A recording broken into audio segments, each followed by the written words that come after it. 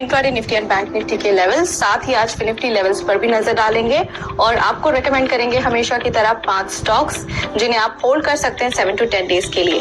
साथ ही उन स्टॉक्स के परफॉर्मेंस के बारे में भी बात करेंगे जो हमने आपको पहले रेकमेंड किए थे और कुछ इंपॉर्टेंट स्टॉक से रिलेटेड न्यूज एंड अपडेट्स भी डिस्कस करेंगे।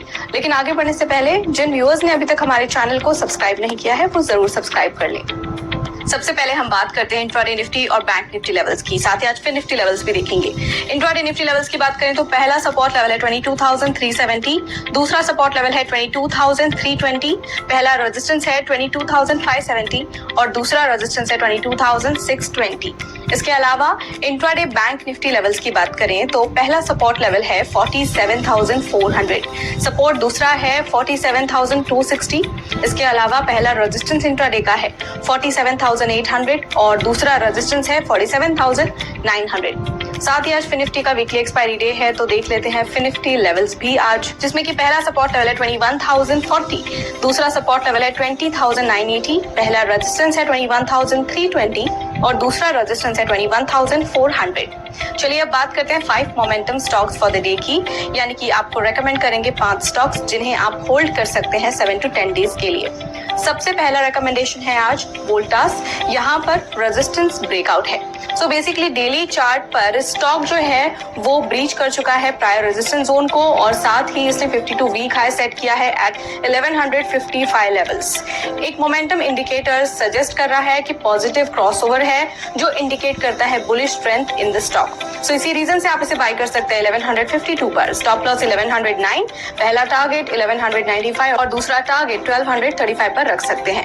अगला स्टॉक है जीएमडीसी लिमिटेड, यहाँ पर पुल बैक मूव है। स्टॉक ने पुल बैक मूव विटनेस किया है डेली चार्ट पर विद वॉल्यूम स्पर्ट जो सजेस्ट करता है further buying for the near term. So इसी रीजन से बाय कर सकते हैं आप इसे 375 पर।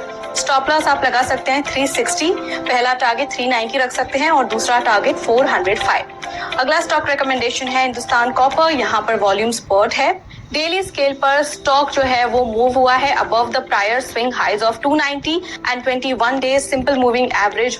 Moreover the higher volume activities have been witnessed in the stock जो इंडिकेट करते हैं buying interest among the traders.